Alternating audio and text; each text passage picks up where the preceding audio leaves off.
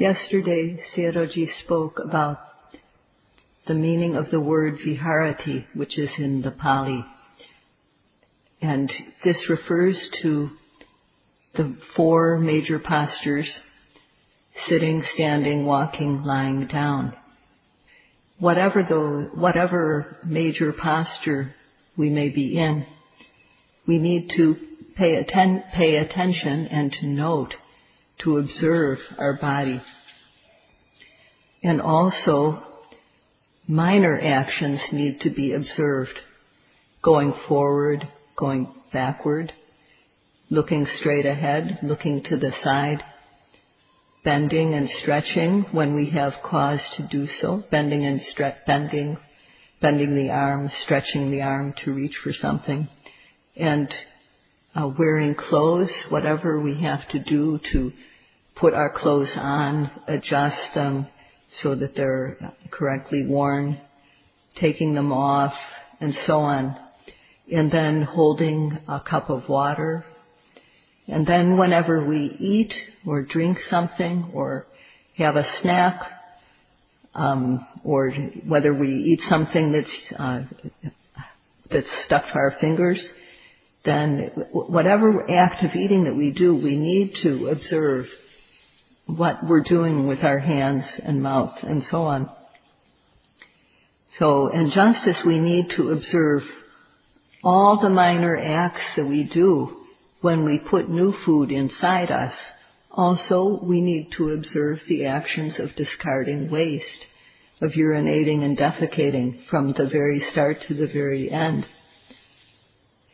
So we also need to observe walking, sitting, standing up, sitting down, lying down, the changes of our posture. And when we have reason to speak, we have to be aware of the process of speaking. And when we're remaining silent also. So Sayadaw mentioned yesterday all these minor actions in detail. We have to apply sufficient energy to observe these minor actions. But if we can note them, then our mind will become clean and this mind will develop. So when we observe when we observe a mental object, we'll know that object, nama. When we observe a physical object, we'll know something physical. And our existence is just a stream of mental and physical phenomena. If we see this, then our vision is correct.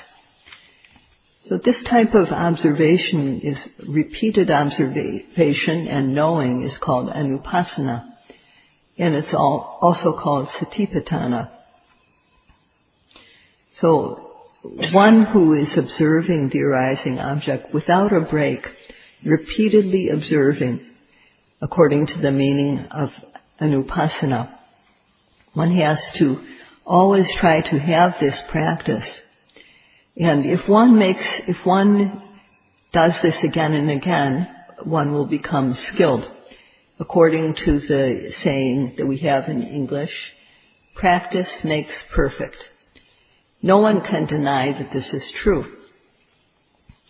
So when our practice becomes, when our mental energies become fulfilled, then our knowing is correct. When we don't know, we cling to things. So if we don't observe when we meet up with something enticing, then we'll want to go for it. And when we meet up with something that is disgusting or despicable, there will be rejection in the mind.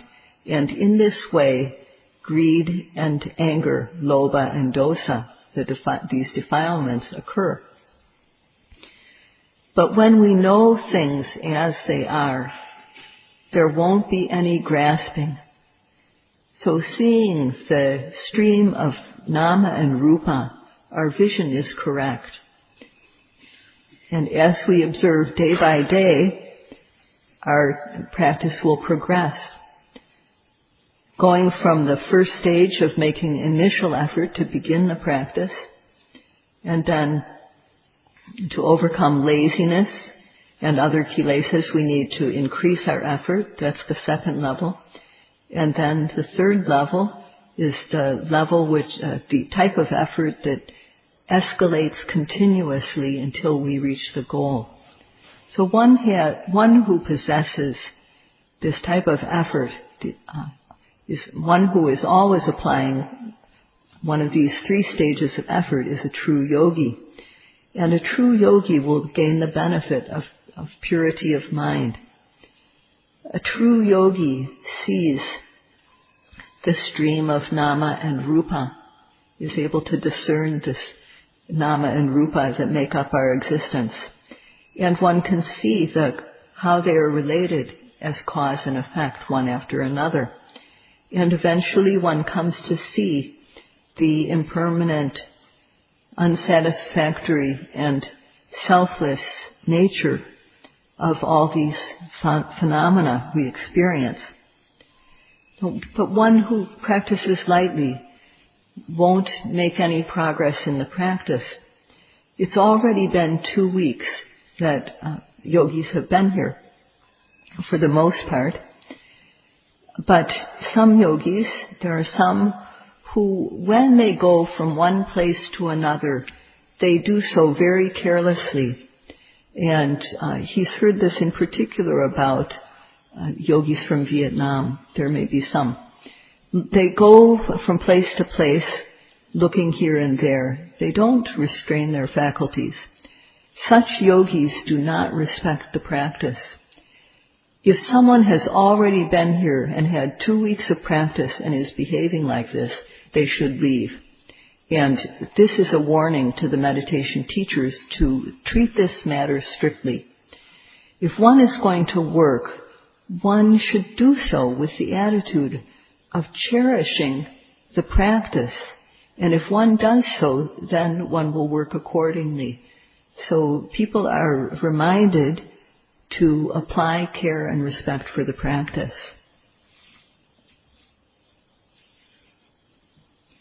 One who understands well the benefits of satipatthana practice and places a high value on them will apply ardent effort to get these benefits because of wanting them. And if one applies ardent effort, then the first factor of anupasana will be fulfilled, this factor of possessing ardent energy, atapi. And accurate aim is also needed. This is another factor of anupasana. To the extent that one applies effort and accurate aim, sati will become firm and will stick to the object. When the mind meets the object head on, then knowledge will arise. One will know the true nature of the object. One will see the continual stream of nama and rupa that occurs. One will see how physical and mental are related as cause and effect. And one will come to see how these mental and physical phenomena that arise due to causes arise and pass away. One comes to know this naturally, and respectful yogis come to know like this. An example of how we should apply ourselves to the practice is made with, where it's an analogy given with eating food. So we might eat a piece of food that's basically sweet. So the food itself is not the sweetness. The food contains a physical, tasteable quality, and this is called rasa in Pali. For example, if we're eating chilies, chili is just a concept.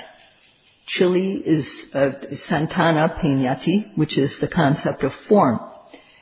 And this chili contains rasa, which is hot. It contains tasteable physical elements which are hot. And when one chews carefully, one goes beyond the concept of chili, and one goes beyond however it might be prepared, which you could call akara, whether it's ground or fried or so on.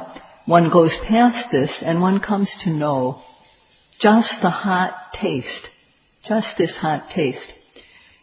If when we eat food, we put it in our mouth and swallow it down without chewing, we won't know these things. We have to chew carefully when we eat food.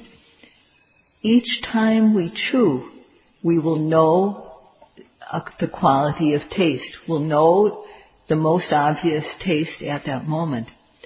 So sometimes we may come to know sweetness. If we taste a sour bit, we'll know sourness. If we taste a hot bit, we'll know hot heat. If we connect with the bitter tasting quality, then we'll know bitterness.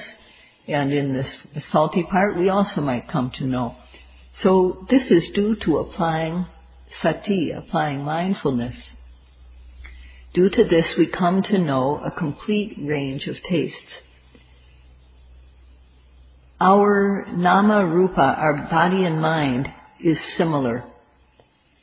If we know it with steadfast mindfulness, we will know the quality of the object, which is like its taste. And this is not knowing because somebody else told us about it or because we read about it. It's knowing through our direct knowledge, which is called paccakanyana. It's what we know directly through our experience. For this to happen, we have to observe the minor acts that we do carefully.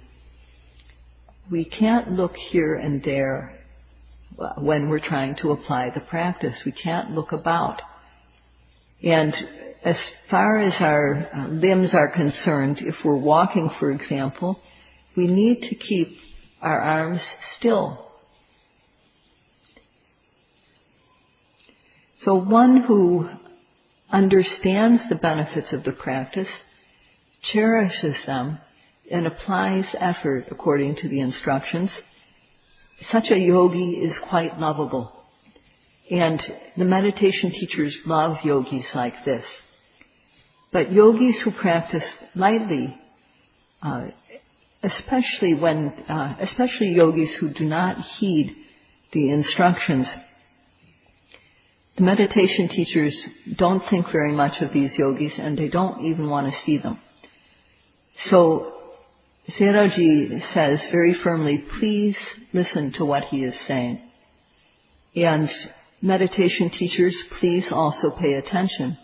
If a yogi is practicing lightly and their practice is not going anywhere, if they're not applying the instructions, then please be strict with these yogis. And they may have to be expelled.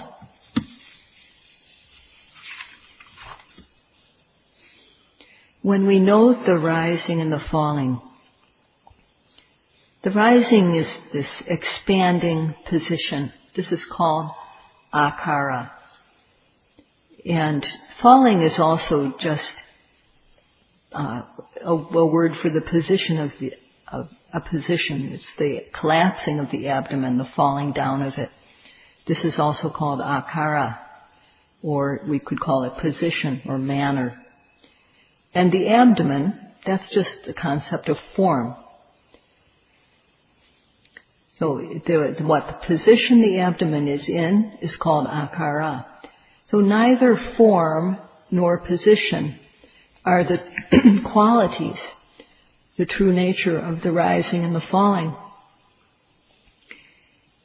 If when we eat food, when we eat a bite of food, if we don't chew it, how we will know it is as a lump.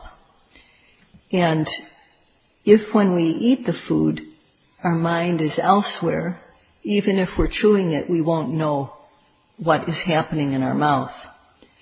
If, on the other hand, we chew the food and the mind is on the tongue, then we'll know the taste. So for the rising and the falling, these are just the position that the abdomen is in. And where the rising and falling occur is the abdomen. That's just a form. The taste, the true quality of rising and falling, are the real physical elements of stiffness, tension, and movement. And if we note, we can come to know these. And we can also come to know how they are related by cause and effect. Nama, or mentality, does not occur without an object. Stiffness, tension, these are objects, and these are cause. And our observation of them is the mentality that results, the resultant nama. And if we think about it clearly, if we see it clearly, this rising and falling is just a stream, a series of nama and rupa, cause and effect. And knowing the method with the desire to know these things, one makes effort to observe the object. And later, as we continue to make effort, sati arises, and samadhi, and panya. So anupasana comes to be. And one who possesses this type of observation, the observer, is anupasi. If we are to analyze a moment of clear observation, there are the three parts of the samadhi kanda, the samadhi group of the path, and there are the two elements of the panya part of the path, the wisdom part of the path. And Sayadaw will explain about these. If these are present, these 5 factors are present, then one is making a profit in that moment. And when they're not present, then one is losing. Sayadaw asks all the yogis to please use your time so that it's worthwhile. When these 5 parts are present, these 5 factors, 3 from the samadhi group and 2 from the panya group, then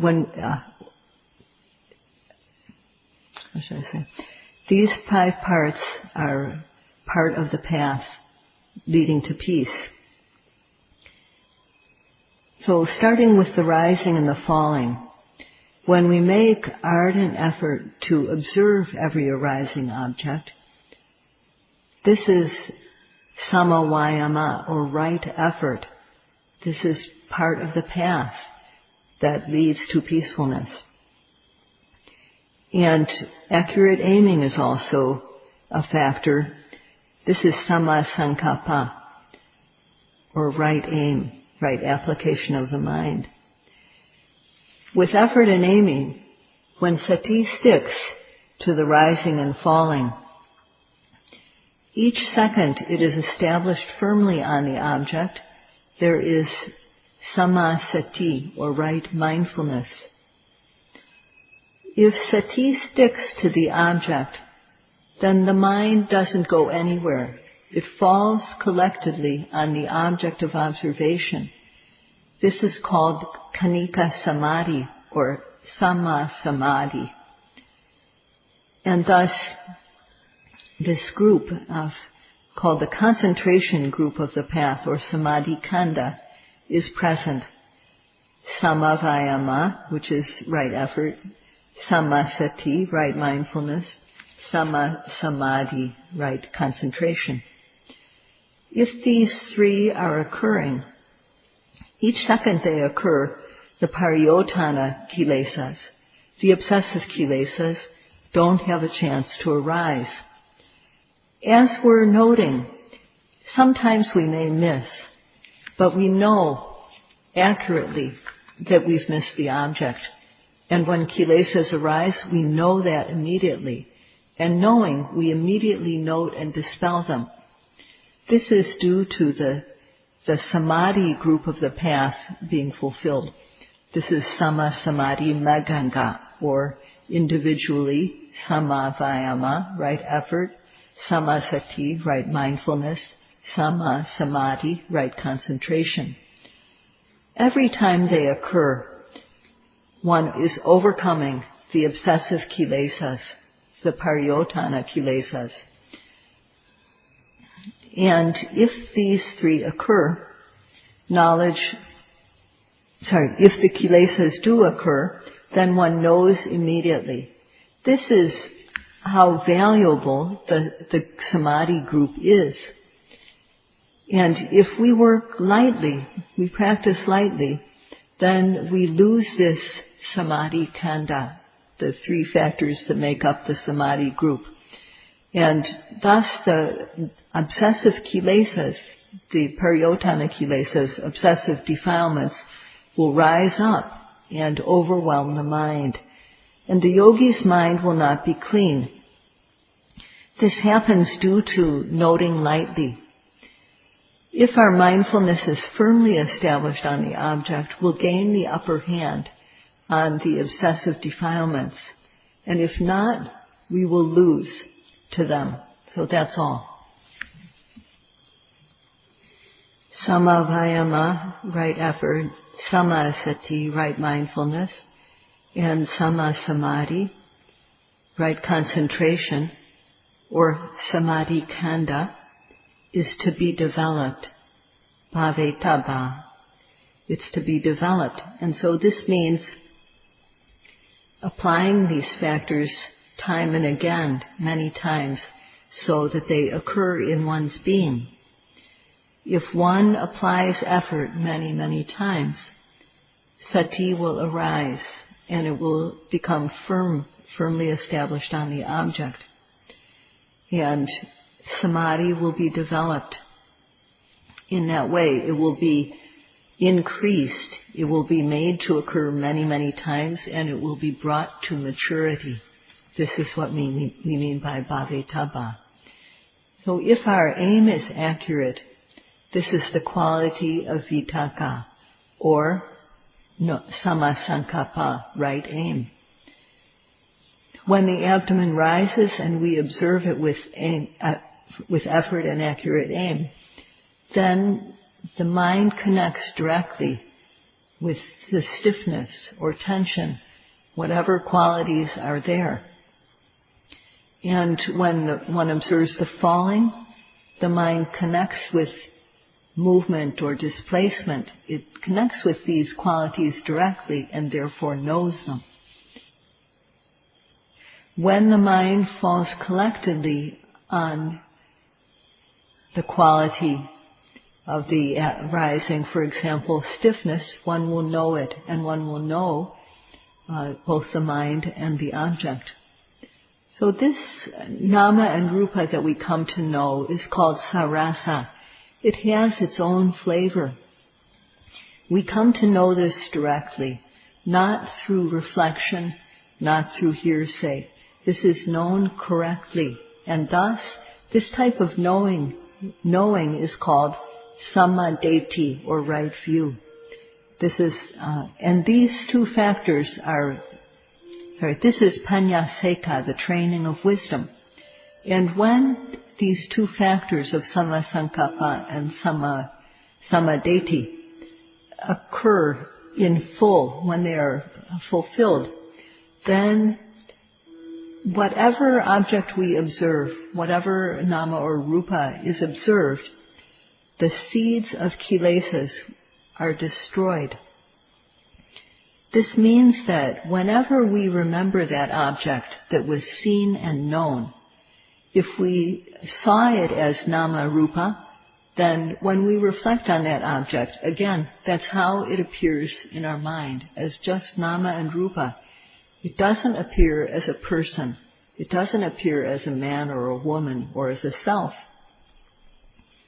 It appears as it was seen correctly. And in this way, the seed of kilesas is destroyed.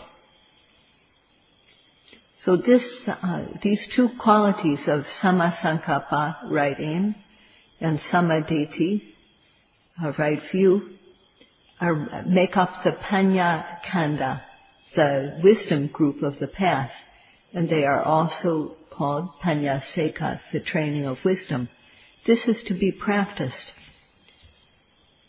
The obsessive defilements, the pariyotana kilesas, are quelled by the samadhi group of the path, virya, sati, and samadhi. And the latent or dormant kilesas, the kilesa seeds, are destroyed by panya kanda, the wisdom group. So thus, the samadhi group and the panya group eliminate these kilesas. So one who has sila, whether it's the sila of a lay person, or whether it's the monk's sila, one takes sila and then doesn't break it, and then one is said to possess morality or possess sila. Now, during the practice, we don't have opportunities to transgress. But we have the intention not to do so should the opportunity come up. And thus our sila is fulfilled by our intention. This is cetana sila. And thus we have right speech, samavaca. We have the intention not to speak in a wrong way. And we have sammakamanta, right action. And also samma ajiva, right livelihood. These three factors of the sila group, together with the fivefold path that is made up of the samadhi group, having 3 factors, and the panya group having 2 factors, altogether this makes 8. This is the eightfold path. And when we observe a physical object so that kaya anupasana is occurring, then the eightfold path is present naturally. When vedana anupasana is occurring, or when chitta anupasana is occurring, or dhamma anupasana is occurring, whatever of those 4 kinds of objects we may be observing with anupasana, the eightfold path is automatically present. The sila group dispels the gross level of kilesas, the transgressive ones. And the samadhi group cures and quells the obsessive kilesas. So the Vipassana knowledge that develops, starting with the discernment of nama and rupa, cause and effect, and progresses through the stages of Vipassana knowledge, this knowledge dispels the dormant kilesas. Every time we know, we are free of defilement in the mind is clean. This is called visuddha in Pali. Why does this cleanliness occur? It occurs because we follow the satipatthana path. Yogis who understand the benefits of satipatthana and cherish them, because they practice respectfully, they have the qualities, the qualification of a yogi. They are true yogis. And a true yogi's physical, verbal, and mental behavior is free of fault, free of blame. This purity lifts one's life up. And this is a quality of the forerunner path, this eightfold path that Sayadaw just described. And the mind of the true yogi is free of greed, free of hatred, free of wavering. And being free of kilesas, this quality of samadukekya-gami, systematically leading to the elimination of suffering that is caused by the kilesas. These are this purity and the purity of our behaviors are the profit that we gain from the practice. And even if we have samadhi without knowledge developing, we still are dispelling the obsessive kilesas, the pariyotana kilesas, and our mental, physical, and verbal behavior will be clean. And this is the immediate profit that we gain from doing the practice. Those who make movements suddenly, such as standing up, suddenly sitting down, suddenly reaching for something, bringing it to them. The yogis who make their motions suddenly, and also who look here and there, all these are form of disrespect for the practice. And in the moment of lack of respect for the practice, one loses the cleanliness of one's physical, verbal, and mental behavior that can occur through the practice. If we look here and there, each time we lose out. And Sayadaw has heard about such yogis that behave like this. And in 1 month or 2 months, nothing special happens. So such a yogi is like a chronic patient. When we have an illness, we need to take the appropriate medicine.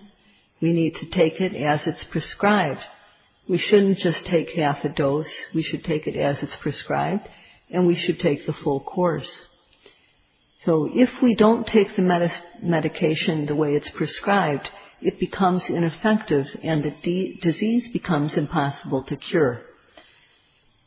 So Sayadaw asks, please, try not to become chronic with your practice. Sayadaw urges the yogis to apply the practice respectfully.